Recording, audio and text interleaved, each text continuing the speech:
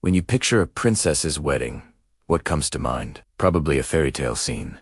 Dazzling jewels, sumptuous feasts, and a beautiful bride stepping into a life of luxury and love. It's the stuff of dreams, right? But what if I told you that for many princesses in the ancient Persian Empire, their wedding night was something to be feared, not celebrated? This wasn't about pre-wedding jitters or a shy bride. This was a deep, chilling fear. For these royal women, marriage wasn't the start of a happily ever after. It was the end of their freedom, the beginning of a life weighed down by immense responsibility, and a terrifying plunge into the treacherous waters of palace politics. Their wedding night was a gateway, a point of no return that would seal their fate, their safety, and sometimes even their very survival. This fear had nothing to do with romance. It was about power, control, duty, and a future shrouded in uncertainty. To truly grasp why a night meant for celebration could be so terrifying, we have to peel back the layers of gold and silk and look at the harsh realities of royal life in ancient Persia. Let's start with the Achaemenid Empire, the dynasty of Cyrus, the Great and Xerxes. Here, marriage was purely a political tool. A princess wasn't just a daughter, she was a strategic asset, a pawn in a high-stakes game of diplomacy and power consolidation. A marriage could be used to forge an alliance with a rival kingdom, to reward a loyal general, or to quell a rebellious province. Love was never part of the equation. A princess was often betrothed as a child to a man she had never met, sometimes a man much older, from a foreign land with different customs and a language she didn't speak. Her wedding night meant leaving behind everything and everyone she knew. She would be handed over to a stranger, her new husband, and his family. In this new court, she was an outsider, isolated and vulnerable. Her primary duty was to produce a male heir, securing the political alliance her marriage had created. The pressure was immense from the very first night. Failure to conceive, or bearing only daughters, could be seen as a personal failing, leading to her being sidelined, ignored, or worse, replaced. Now, imagine the wedding night itself. A young princess, perhaps just a teenager, is led to the bedchamber of a powerful man she doesn't know. He might be a king, a satrap, or a general. His authority is absolute. She has been raised to be obedient and submissive. Her value is tied directly to her fertility and her ability to please her husband. This first night sets the tone for her entire future. Will her husband be kind or cruel? Will he see her as a partner or merely a vessel for producing heirs? She has no say in the matter. This uncertainty, this complete lack of control over her own body and destiny, was a profound source of fear. But the fear wasn't just about her husband. It was about the entire royal court. The Persian court was a snake pit of ambition, jealousy, and intrigue. A new princess was immediately seen as a threat by other powerful women in the harem, especially the king's mother and his other wives. The harem wasn't just a collection of beautiful women. It was a fiercely competitive political institution. Each wife vied for the king's favor, hoping her son would be chosen as the heir to the throne. A new, young, and potentially fertile princess was a direct rival. From her very first night in the palace, she would be under constant scrutiny. Every word she spoke, every alliance she tried to make, would be watched and judged. A misstep could be fatal. The existing wives and their factions would see her as a threat to their own son's succession. They might try to poison her, spread malicious rumors to discredit her, or turn the king against her. Her wedding night wasn't just an introduction to her husband. It was an introduction to a battlefield where the weapons were whispers, secrets, and betrayal. Survival depended on her ability to navigate these dangerous political currents, often with no one she could truly trust. Let's consider the story of the wife of Alexander the Great. Although Alexander was Macedonian, his marriage to the daughter of the Persian king Darius III perfectly illustrates this dynamic. Alexander married her to symbolically unite the Greek and Persian worlds. For Statara, this marriage meant being tied to the man who had conquered her father's empire and was responsible for his death. Can you imagine the fear and conflict she must have felt on her wedding night? She was marrying her family's enemy, becoming a queen in a court that was culturally alien to her, all for the sake of a political strategy. Her personal feelings were completely irrelevant. After Alexander's death, his other wife, Roxana, saw Statera and her sister as rivals, and had them both murdered. Statara's marriage, which began with political ambition, ended in tragedy, a stark reminder of the dangers these princesses faced. Now, let's move forward in time to the Persian Empire, which succeeded the Persian. Here, the situation for royal women was, in some ways, even more precarious. The Sassanians practiced a form of Zoroastrianism that permitted, and sometimes even encouraged, next-of-kin marriage, or quedida. This meant a king might marry his own sister, half-sister, or even his daughter. While this was done to keep the royal bloodline pure and consolidate power within the family, imagine the psychological horror for a princess. Her wedding night might be with her own father or brother. The man who was supposed to protect her becomes her husband. This practice, viewed as sacred and necessary by the court, would have been a source of profound trauma and fear for the young women involved. They were trapped by religious dogma and dynastic law, with no hope of escape. The wedding night, in this context, becomes a symbol of ultimate violation, sanctioned by the very structures meant to uphold the kingdom. Furthermore, the pressure to produce a pure-blooded heir in these marriages was immense. Any perceived flaw in the child could be blamed on the princess. Her life was a tightrope walk. She had to navigate the complexities of being both a family member and a wife, a subject and a queen. Her husband, who was also her close relative, held absolute power over her. Any sign of disobedience or independence could be seen as both treason and a familial betrayal, with dire consequences. Beyond the political and familial horrors, there was also the constant threat of violence. The Persian courts were not stable, peaceful places. They were rife with assassinations, coups, and rebellions. A king could be overthrown at any moment, and when he fell, his entire family was at risk. A princess, by marrying into a royal family, tied her fate to its political fortunes. If her husband was deposed or killed, she and her children could be seen as a threat by the new ruler. They might be imprisoned, exiled, or executed to eliminate any potential claims to the throne. Her wedding night was the moment she stepped onto this volatile stage. Every night thereafter, she lived with the knowledge that a political shift could mean the end of her life and the lives of her children. So, when we look past the glittering facade, the wedding of a Persian princess was rarely a joyous occasion. It was a transaction. Her body, her fertility, and her future were bargaining chips in the great game of power. Her wedding night was not about love or partnership. It was a moment of profound vulnerability, a crossing into a world of danger, duty, and uncertainty. It symbolized the loss of her identity as an individual and her transformation into a political symbol,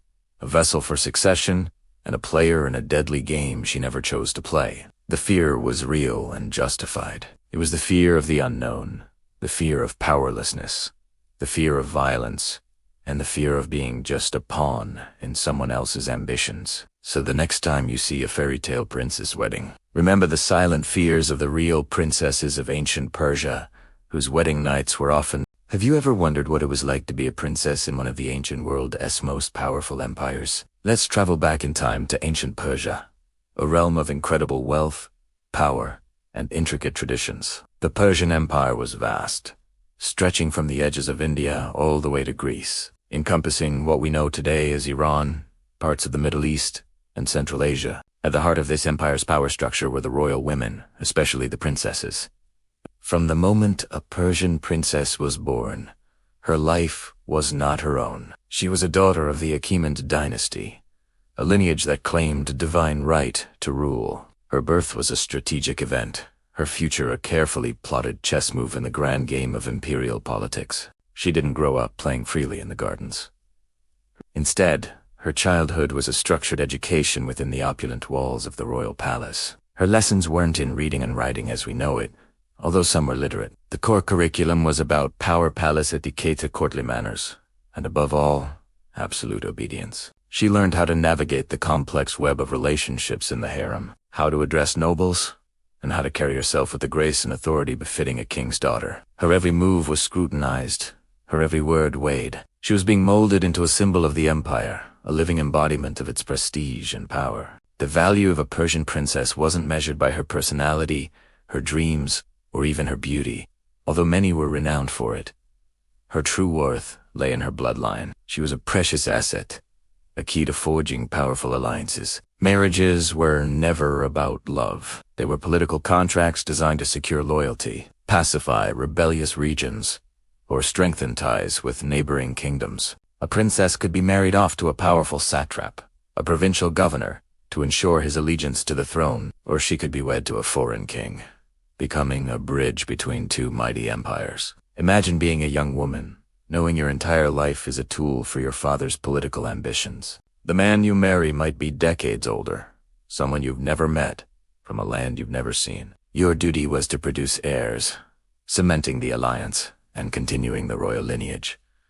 Your personal feelings were irrelevant. Your loyalty was to the empire, to the system that you were born into. You belonged to the royal house, not to yourself. These princesses lived in incredible luxury. They were draped in the finest silks, adorned with gold and precious gems from across the empire. They resided in magnificent palaces like Persepolis and Susa, surrounded by servants and eunuchs who catered to their every need. But this gilded cage was still a cage. Their movements were restricted, often confined to the women's quarters of the palace. They were shielded from the outside world, their interactions carefully managed. Yet, it's a mistake to think of these women as powerless. Within the confines of the court, they wielded significant influence. As mothers, wives, and sisters of kings, their opinions mattered. Queens like Atossa, wife of Darius the Great, were known to be incredibly influential, advising their husbands on matters of state and war. A princess who gained the ear of the king could shape policy, promote her own sons to positions of power, and destroy her rivals. The court was a battlefield of whispers, alliances, and betrayals, and the royal women were some of its most skilled players. Their lives were a paradox of immense privilege and profound constraint. They were symbols of imperial might, yet they lacked personal freedom. They were pawns in a political game, but they could also become queens who moved the pieces themselves. The story of the Persian princesses is a fascinating glimpse into the complex role of women in the ancient world. A world where power, duty, and destiny were woven. We often imagine a princess's life as a fairy tale, full of glittering gowns, grand balls, and endless luxury. But what if I told you that behind the shimmering curtains of the palace, the reality was far from a dream? What if the life of a royal princess was actually a gilded cage, beautiful on the outside, but confining on the inside? Let's pull back the velvet drapes and explore the hidden pressures of being a princess. From the moment a princess was born, her world was not her own. She lived within towering palace walls, a world that was both a fortress and a prison. While these walls were meant to protect her, they also isolated her from the real world. Imagine growing up where every window shows you a world you can see, but never truly touch. Her constant companions weren't friends she chose, but a sea of servants, ladies-in-waiting, and advisors. Their job was to serve her, yes, but also to watch her. Every step, every word, every gesture was observed, reported, and scrutinized. Privacy, something we all take for granted, was a luxury a princess could rarely afford. Her rooms might be lavish, but they were never truly private. Servants were always present, and even her most personal moments were subject to interruption. This constant surveillance created an environment where she could never fully relax or be herself. She was always on display, a living symbol of the monarchy. And what about freedom? The freedom to choose your own path, to make your own friends, to fall in love. For most princesses throughout history, these were not options. Her life was meticulously planned from birth. Decisions about her education, her friendships, and most importantly, her marriage, were not made by her. They were made by her father, the king, or by the royal council. These decisions were based on politics, alliances, and strategy, not on her personal happiness or desires. Her entire existence was geared towards one primary duty: to secure a powerful alliance through marriage. She was a political pawn in a high-stakes game played by men. The pressure to be the perfect bride, to embody grace, beauty, and obedience, was immense. This wasn't just a social expectation. It was a state-level duty. The fate of nations could literally rest on her shoulders. The emotional weight of this responsibility, placed on a young woman who had little to no say in her own destiny, is hard for us to comprehend today. So, while she wore a crown of jewels, she also carried a heavy, invisible crown of duty and expectation. The opulent lifestyle was a consolation prize for a life lived without personal choice or autonomy. The grand halls echoed not just with music and laughter, but with the silent screams of a trapped spirit. The story of a princess is often a tragedy wrapped in silk and gold, a poignant reminder that freedom is more valuable than any treasure. Next time you see a fairy tale princess, remember the real women behind the myth. Ever dreamed of being a princess? The lavish gowns, the magnificent castles, the fairy tale wedding to a handsome prince. It sounds like a dream come true, right? Well, for most of history, the reality of being a royal bride was far from a fairy tale. In fact, it was often a strategic, cold, and sometimes terrifying political maneuver. Forget love, romance, and choosing your own partner. For a princess, marriage wasn't a personal choice. It was a state duty. So, if love wasn't in the equation, what was the point of a royal wedding? The answer is simple: power. Royal marriages were the ultimate tools of diplomacy and statecraft. Let's break down why these unions were so critical. First and foremost, they were about creating powerful alliances. Imagine two rival kingdoms, constantly on the brink of war. What's a quicker way to secure peace than to join the ruling families? A marriage between a prince from one kingdom and a princess from another created a literal family bond. An attack on your son-in-law's kingdom suddenly became an attack on your own family. This was the medieval equivalent of a non-aggression pact, sealed not with a signature, but with a wedding ring. This strategy was used for centuries to forge powerful blocks and maintain a delicate balance of power across Europe. These alliances often came hand in hand with peace treaties. A marriage could be the final, crowning clause of a treaty that ended decades of conflict. The princess was, in a sense, a living symbol of the peace. Her presence in the foreign court was a constant reminder of the new alliance. But this also put immense pressure on her. If tensions rose again, her position could become incredibly precarious. Caught between her birth family and her new one. Then there was the matter of strengthening bloodlines. Royalty was obsessed with lineage. The blueness of one's blood was a measure of legitimacy and divine right to rule. Marrying into another powerful royal house was seen as enhancing the prestige and purity of one's own dynasty. It was about consolidating power among an elite group and ensuring that the next generation of rulers had the most impeccable royal credentials possible. This belief was so strong that they often married within their own extended families, leading to some serious genetic problems down the line. But that's a story for another day. Of course, these marriages were also about gaining a direct political advantage. Need access to a crucial trade route controlled by a neighboring kingdom? Marry their princess. Want to lay a claim to their throne if their ruling line dies out?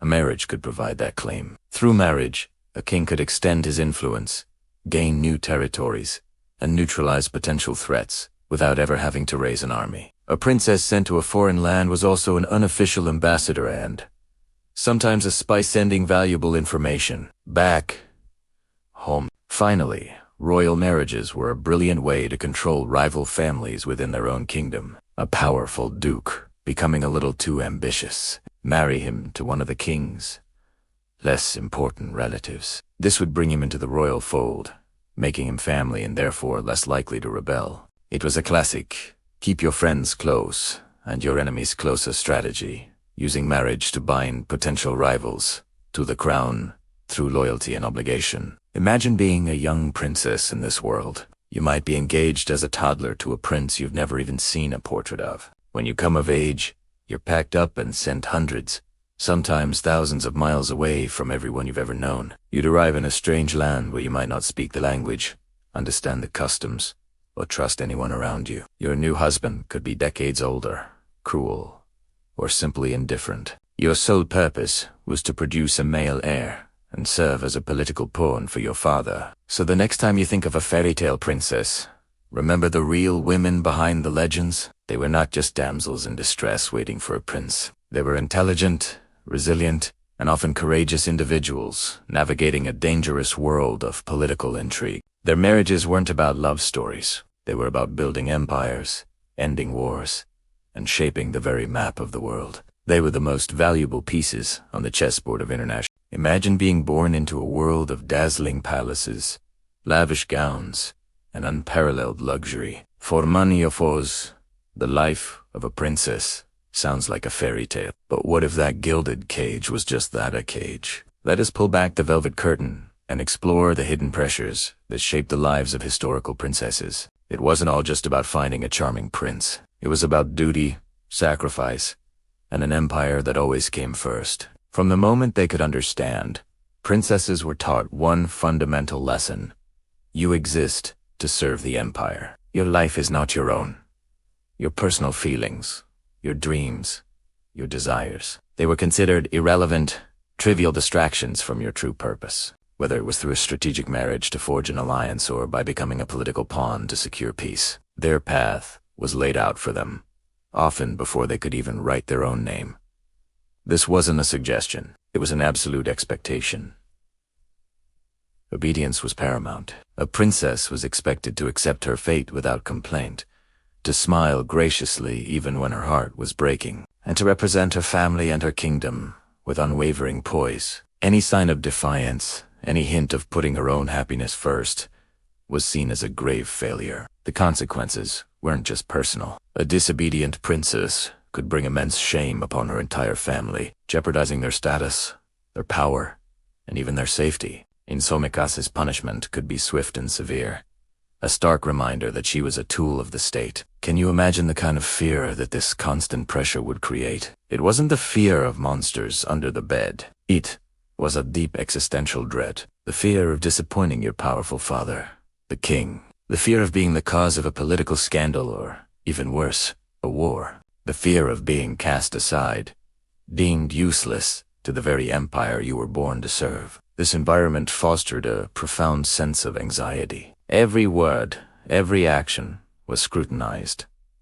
There was no room for error. A single misstep could echo through the halls of history, a black mark against her family's name. This pressure to be perfect, to be selfless, and to be a symbol often left these young women feeling incredibly isolated. Surrounded by courtiers and ladies-in-waiting, they could still be profoundly alone with their fears. They learned to bury their true emotions behind a mask of regal composure. Crying was a weakness, anger was unbecoming, and love was a luxury they often couldn't afford. Their inner world became a battleground between their duty and their own humanity. So the next time we read a fairy tale or watch a movie about a princess, let's remember the real women behind the tier. They were not just passive figures waiting for a hero. They were strategists, diplomats, and survivors, navigating a treacherous world where their personal worth was measured by their usefulness to the empire. Their stories are a powerful reminder that true strength isn't always found on the battlefield, but in the quiet resilience of a heart that endures unimaginable pressure. Thank you so much for joining me on this journey into the past. If you found this interesting, please hit that like button and subscribe for more hidden histories. Let me know in the comments which historical figure you'd like to explore next. See you in the next video.